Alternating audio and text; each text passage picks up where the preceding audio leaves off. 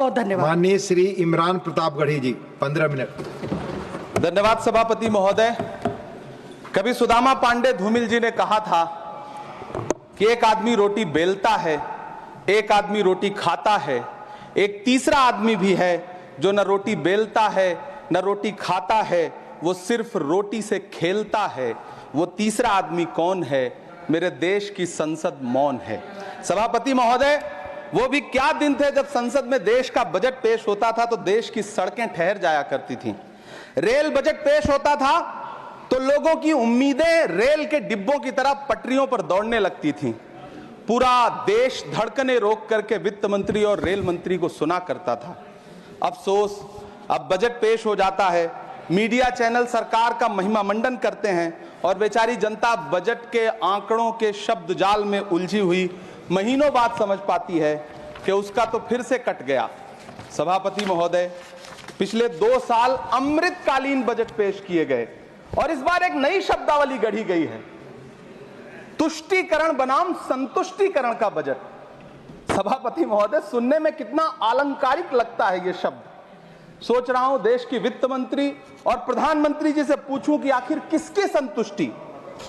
जिस बजट में मनरेगा के लिए 1 रुपए की बढ़ोतरी ना हो, वही पुराना 86,000 करोड़, जबकि पहले ही 9,754 करोड़ का घाटा हो, जिस मनरेगा से करोड़ों मजदूरों के घर में चूल्हा जलता हो, उस मनरेगा में काम करने वाले गरीब मजदूरों के लिए अगर आपके खजाने से 1 रुपया भी इजाफी नहीं निकल सका तो भला कौन संतुष्ट हुआ साहब? इस देश का गरीब मजदूर या आपके उद्योगपति दोस्त? वो जो महाराष्ट्र में लोकसभा और विधानसभा के बीच में 40 लाख मतदाता बढ़ाए गए थे, अरे उन्हीं के लिए मनरेगा का थोड़ा सा बजट बढ़ा देते। क्या उसमें मनरेगा का एक भी मजदूर नहीं था 40 लाख लोगों में? सारे के सारे 12 लाख की छूट वाले से आगे के लोग थे। सभापति महोदय, कल जब वित्त मंत्री जी देश की संसद में भाषण दे रही थी तो वहां मुंबई में कोई गरीब इंसान जब अपनी जेब टटोल करके अपनी मोटरसाइकिल में 1 लीटर पेट्रोल भरवा रहा था तो उस पेट्रोल की कीमत थी 103 रुपया प्रति लीटर। आखिर इतना महंगा पेट्रोल डीजल खरीद के कौन संतुष्ट हो रहा है? इस देश के गरीब लोग या फिर सरकार के चहेते धन्ना सेठ? सभापति महोदय, वित्त मंत्री जी इस बजट को मध्यम वर्ग को संतुष्ट करने वाला बजट बता रही हैं। अरे मैडम, हम आप यहां पर बैठे रहते हैं और वहां बाहर इसी दिल्ली में 1 लीटर दूध, चाहे वो अमूल का हो या फिर मदर डेयरी का हो, उसकी कीमत 73 रुपए लीटर है। इतना महंगा बेच करके कौन संतुष्ट हो रहा है? गरीब जनता या आपके धन्ना सेठ दोस्त? सभापति महोदय, इस सरकार का बाजार और महंगाई पर कोई नियंत्रण नहीं रह गया है। चाहे देश में लहसुन 400 रुपए किलो बिक जाए, टमाटर 100 रुपए किलो बिक जाए, प्याज का दाम सुनकर आंखों में आंसू आ जाए, लेकिन वित्त मंत्री महोदया बजट में महंगाई का मां भी नहीं बोलती हैं। बच्चों की किताब और पेंसिल तक पर टैक्स लगाने वाले सरकार से मैं पूछना चाहता हूं कि आप मध्यम वर्ग का हितैषी बताते हैं, खुद को तो शर्म नहीं आती है? खुद को धार्मिक कहने वाली सरकार भगवान श्री कृष्ण के प्रिय खाद्य पदार्थों दही और मक्खन तक पर जीएसटी लगाती है और बात करती है मध्यम वर्ग की हिमायती होने की। जिंदा रहते हुए जनता से हर चीज पर टैक्स वसूलने वाली यह सरकार कम से कम मरने पर तो लोगों को बख्श देती, लेकिन नहीं, वहां भी लूटना है। अंतिम संस्कार के सामान, अगरबत्ती, धूप बत्ती, केवड़ा जल, चंदन पाउडर, जौ, बताशा, काला तिल, पंचरत्न, कपूर और कफन तक पर टैक्स लेने वाली यह सरकार किस मुंह से खुद को मध्यम वर्ग का हितैषी बताती है? कौन सी संतुष्टि? किसकी संतुष्टि? कदम कदम पर टैक्स देकर लूटने वाली जनता की या फिर जनता से टैक्स वसूल करके धन्ना सेठों का खजाना भरने वाली सरकार की? किसकी संतुष्टि? सभापति महोदय, 18 अगस्त 2015 आरा का बिहार का ऐतिहासिक मैदान, सजा हुआ मंच, हजारों की भीड़ और सामने खड़े हुए देश के प्रधानमंत्री का भाषण। बिहार के भाइयों बहनों, आज मैं बिहार के लिए पैकेज की घोषणा कर रहा हूं। 50,000 करोड़ कर दूं कि ज्यादा कर दूं? अखिलेश भाई, 60,000 करोड़ कर दूं कि ज्यादा कर दूं? 70,000 करोड़ कर दूं कि ज्यादा कर दूं? 80,000 करोड़ कर दूं कि ज्यादा कर दूं? चलो, मैं बिहार को 1.25 लाख करोड़ का पैकेज दे रहा हूं। 10 साल हो गए सभापति महोदय, वही ढाक के 3 पात, बिहार आज भी विकास की बाट जो रहा है। भाषण आज भी प्रधानमंत्री जी के यूट्यूब चैनल पर सुना जा सकता है। जो झूठ बोल के करता है मुतमईन सबको, वो झूठ बोल के खुद मुतमईन नहीं होता।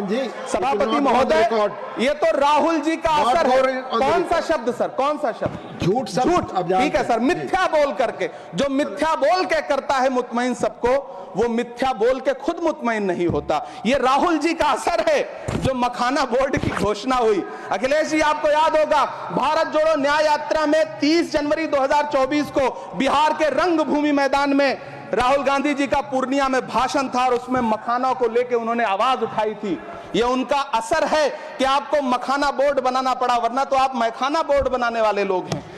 सभापति महोदय, बिहार को झूठे पैकेज और चुनावी दिलासे देना बंद करिए। आज भी जब कोसी में बाढ़ आती है तो पूरा सीमांचल बर्बाद हो जाता है। मैंने उस तबाही को अपनी आंखों से देखा है। 2016-17 की बाढ़ में अपने इन्हीं हाथों से राहत सामग्री बांटी है मैंने। अगर सच में बिहार के लिए कुछ करना चाहते हैं तो बिहार को बाढ़ से बचाने का प्रबंध करिए। पूर्णिया एयरपोर्ट 10 साल से बाट जो रहा है, घोषणा 2014 में हुई, बन के आज तक तैयार नहीं हुआ। अलीगढ़ मुस्लिम विश्वविद्यालय का किशनगंज सेंटर बजट के अभाव में दम तोड़ता जा रहा है। मैंने पिछले बजट सत्र में भी आवाज उठाई थी। आज फिर वित्त मंत्री जी से अनुरोध करना चाहता हूं, दामन फैला करके, कि अलीगढ़ मुस्लिम विश्वविद्यालय का किशनगंज सेंटर बन जाने दीजिए। आखिर कौन सी नफरत है? यह मुल्क हमारा भी है। इस मुल्क की मिट्टी में हमारा भी खून पसीना शामिल है। हमसे इतनी भी क्या नफरत? रिश्तों की ये नाजुक डोरें तोड़ी थोड़ी जाती हैं। अपनी आंखें दुखती हो तो फोड़ी थोड़ी जाती हैं। सभापति महोदय, अल्पसंख्यक मंत्रालय का बजट काटकर मौलाना आजाद नेशनल फेलोशिप बंद कर देना, प्री मैट्रिक स्कॉलरशिप बंद कर देना, नई मंजिल योजना बंद करना, धरोहर योजना बंद करना। 2024-25 के बजट में माइनॉरिटी मिनिस्ट्री के लिए 3183 करोड़ रुपए की घोषणा हुई, लेकिन देश को हैरत होगी कि बाद में समीक्षा करके लगभग आधा कर दिया गया, 1868 करोड़ रुपए। मुझे सरकार से पूछना है कि कौन संतुष्ट हुआ? इस देश का अल्पसंख्यक संतुष्ट हुआ या आप संतुष्ट हुए? किसका संतुष्टिकरण? सभापति महोदय, मैं प्रधानमंत्री जी से कहना चाहता हूं कि आप ही ने 1 मार्च 2018 को किंग अब्दुल्ला को, जॉर्डन के किंग अब्दुल्ला को मेहमान बना करके इसी दिल्ली में एक कॉन्फ्रेंस में कहा था कि मैं मुसलमानों के एक हाथ में कंप्यूटर और दूसरे हाथ में कुरान देना चाहता हूं। कंप्यूटर देने की बात तो छोड़िए, पढ़ाई के लिए जो स्कॉलरशिप मिल रही थी उसको भी छीन लिया आपने। किसको संतुष्ट करने के लिए? हम समझते हैं इस साजिश को। आप माइनॉरिटी मिनिस्ट्री का बजट काटते काटते एक दिन मिनिस्ट्री को ही बंद कर देना चाहते हैं। वो जहर देता तो सबकी नजर में आ जाता, सो ये किया कि हमें वक्त पर दवाएं न दी। सभापति महोदय, मैं तो वित्त मंत्री जी से पूछना चाहता हूं आपके माध्यम से कि शायद आपको पता ही नहीं है कि गृहस्थी चलाने वाली एक गृहिणी की मुश्किलें क्या क्या होती हैं। आपने कभी सोचा भी नहीं होगा कि जब वो किचन में सब्जी बनाने के लिए कढ़ाई में तेल डालती है तो उसके साथ उसके आंसू भी गिरते हैं। सभापति महोदय, शायद उन्हें पता भी ना हो कि एक छोटी सी गाड़ी और एक छोटे से फ्लैट का EMI भरने के बाद इस देश का एक गरीब इंसान जब अपने बच्चों की फीस भरने के बारे में सोचता है तो उसे कितनी खुशियों का गला घोंटना पड़ता है। शायद उनको पता भी नहीं है कि फसल बेच करके बिटिया की शादी का सपना सजाने वाला किसान जब अपनी फसल बर्बाद देखता है तो कितनी रातें सो भी नहीं पाता है। सभापति महोदय, शायद वो कभी इस पीड़ा को समझ ही नहीं पाएंगी कि परिवार के किसी एक सदस्य को कैंसर जैसी बीमारी हो जाए तो घर और जमीनें गिरवी रख उठती हैं लेकिन इलाज नहीं हो पाता। सभापति महोदय, इसी देश की संसद में कभी स्वर्गीय सुषमा स्वराज जी ने कहा था कि तब जब देश की करेंसी गिरती है तब देश की प्रतिष्ठा गिरती है। एक तरफ कोलंबिया जैसा छोटा सा देश और उसके प्रधानमंत्री गुस्तावो पेत्रो खड़े हैं जो कोलंबिया के नागरिकों को हथकड़ी लगाकर लाने वाले जहाज को अमेरिका बैरंग वापस लौटा दे रहे हैं, और दूसरी तरफ हमारे प्रधानमंत्री जी खड़े हैं जो बेड़ी और हथकड़ी लगा करके लाए गए बेटों के अपमान पर एक शब्द नहीं बोल रहे। सभापति महोदय, मैं इतिहास के पन्ने पलट रहा हूं, मुझे 2 किरदार याद आ रहे हैं। एक तरफ निक्सन के 7वें बेड़े की धमकियों के सामने लोहे की तरह अडिग इंदिरा गांधी खड़ी हैं, तो दूसरी तरफ खुद ही नमस्ते ट्रंप का नारा लगाते हुए प्रधानमंत्री जी खड़े हैं। मेरे कानों में सुषमा स्वराज जी की आवाज गूंज रही है। बहुत कम बोलने वाले डॉक्टर मनमोहन सिंह ने बहुत ज्यादा बोलने वाले प्रधानमंत्री जी को जब देश की बागडोर सौंपी थी तो $1.58 का था, आज 85 से 87 के बीच में झूल रहा है। इन दिनों रुपए की अहमियत गिरती है तो न तो देश की प्रतिष्ठा गिरती है, ना प्रधानमंत्री की गरिमा। जिस देश में 80 करोड़ लोगों को 5 किलो राशन के लिए कतारों में लगना पड़ता हो, उस देश में यह सरकार 12 लाख तक के टैक्स न लेने के लिए अपनी पीठ थपथपा रही है। हुकूमत इस कदर आवाम पर एहसान करती है, ये आंखें छीनती है और चश्मे दान करती है। सभापति महोदय, महाराष्ट्र का भिवंडी हो, मालेगांव हो, इचल करंजी हो, यूपी का बनारस हो, मुआयमा हो, मुबारकपुर हो, रांची का छोटा नागपुर हो, बिहार का भागलपुर हो, हर जगह बुनकरों की उम्मीदें तोड़ रही हैं, लेकिन इस सरकार के पास उनके लिए कुछ भी नहीं है। मुरादाबाद का पीतल उद्योग, कानपुर का चमड़ा उद्योग, सहारनपुर का लकड़ी उद्योग, फिरोजाबाद का चूड़ी उद्योग, अलीगढ़ का ताला उद्योग, सब सरकारी प्लानिंग से तबाह हो रहे हैं। इन तमाम के बीच सरकारी सपोर्ट से बस एक उद्योग फल फूल रहा है, नोएडा का नफरत उद्योग। सभापति महोदय, जिस देश में 40 से 45% मेडिकल फैकल्टी की सीट खाली हो, वहां बजट में 75,000 नए मेडिकल सीट्स का ऐलान हो रहा है। सरकार बहादुर, कम से कम इस देश के पढ़े लिखे युवाओं को तो मूर्ख समझना बंद करिए। वो अब तिजारती पहलू निकाल लेता है। पहले 7500 मेडिकल सीट्स बाद में बनाइएगा, पहले जो एम्स में 2161 पद खाली पड़े हैं उनको तो भर दीजिए। वो अब तिजारती पहलू निकाल लेता है, मैं कुछ कहूं तो तराजू निकाल लेता है। मैं इसलिए भी तेरे फन की कद्र करता हूं तो झूठ बोल के आंसू निकाल लेता है। सभापति महोदय, फिर झूठ आया है, मैं उसे मिथ्या कर दे रहा हूं। शायरी में बार बार आ जाता है, क्या करूं महोदय। काश ये बजट, सभापति महोदय, वो एक शब्द मैं मिथ्या कर दे रहा हूं सर, वो एक शब्द को हटा दीजिए। ध्यान रखें, ऐसे जो भी शब्द होंगे आपके वहां। सभापति महोदय, काश ये बजट बीपीएससी के पेपर लीक की शिकायत करने वाले नौजवानों पर बरसती हुई पुलिस के लाठियों पे, जख्मों पर मरहम लगा पाता। सभापति महोदय, पिछले 80 दिन से 70 साल का एक बुजुर्ग एमएसपी की लीगल गारंटी मांगता हुआ आमरण अनशन पे बैठा हुआ है। काश ये बजट किसान नेता जगजीत डल्लेवाल की टूटती हुई सांसों की पीड़ा सुन पाता। काश ये बजट प्रतियोगी परीक्षाओं की तैयारी के लिए दिल्ली, कोटा, पटना, अहमदाबाद जैसे शहरों में, इलाहाबाद जैसे शहरों में किताबों के साथ गल रहे युवाओं के सपनों को जिंदगी दे पाता। काश ये बजट वंदे भारत के सुनहरे विजुअल के बजाय देश की गरीब जनता को कुछ और पैसेंजर ट्रेनें दे पाता। काश ये बजट सीनियर सिटीजन को ट्रेन टिकटों में मिलने वाली रियायतें वापस लौटा पाता, जिनको सरकार ने कोविड के नाम पे छीन लिया था। काश ये बजट किसानों की राह में कीले नहीं बल्कि कालीन बिछाने वाला बन पाता। काश ये बजट सरकारी मालिकों को यह समझा पाता कि नेहरू को कोसने से अर्थव्यवस्था नहीं सुधरेगी, उसके लिए डॉक्टर मनमोहन सिंह साहब की अर्थ नीति अपनानी पड़ेगी। पिछले 11 साल से नेहरू जी को कोस रहे हैं, आखिर कब तक कोसिएगा। थोड़ा पंडित नेहरू जी के बारे में पढ़िए, तब पता चले कि पंडित नेहरू की शख्सियत का नाम है। दुनिया का पहला ऐसा राजनेता जिसने अपनी जिंदगी की आजादी के लिए, देश की आजादी के लिए 3259 दिन अंग्रेजों की जेल में बिताए।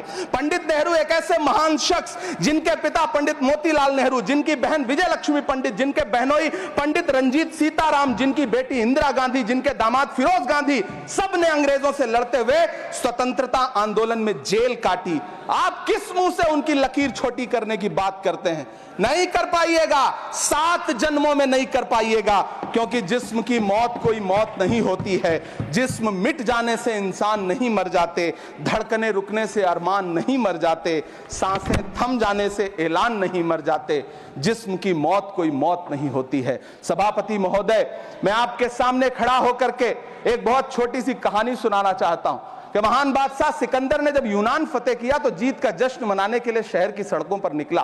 तो उसने देखा कि पूरा शहर तो जश्न मना रहा है, एक फकीर सड़क के किनारे चादर तान के सो रहा है। सिकंदर को गुस्सा आया, घोड़े से उतरा, उस फकीर के पास गया और उसे सोता देख करके उसे जोर की एक लात मारी और लात मार के कहा कि क्यों रे फकीर, मैंने यूनान फतेह कर लिया, लोग जश्न मना रहे हैं और तू सो रहा है।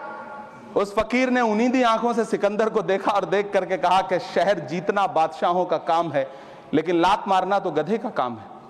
सभापति महोदय, गरीब जनता को लात मारना बंद करिए। ये अमीरों के लिए बनाया गया बजट है, ये निराशाजनक बजट है। हम अमृतकाल सुनते आ रहे थे, ये अमृतकाल इतनी जल्दी समाप्त हो गया कि अब अमृतकाल का कोई नाम तक नहीं लेना चाहता है। इसलिए मैं इस सदन में खड़ा होकर के देश की वित्त मंत्री महोदया से कहना चाहता हूं कि आपने अल्पसंख्यकों के बजट में जो कटौती की है उसको बहाल करिए। आपने मनरेगा को जो स्थिर रखा है उसका घाटा 9,754 करोड़ है, कम से कम उतना बढ़ा करके फिर से उसे बहाल करिए। नौजवानों के लिए रोजगार दीजिए, किसानों को एमएसपी की लीगल गारंटी दीजिए। यही मैं आपसे अपील कर रहा हूं। धन्यवाद सर, आपने इतना जो समय दिया उसके लिए शुक्रिया। माननीय श्री बाल योगी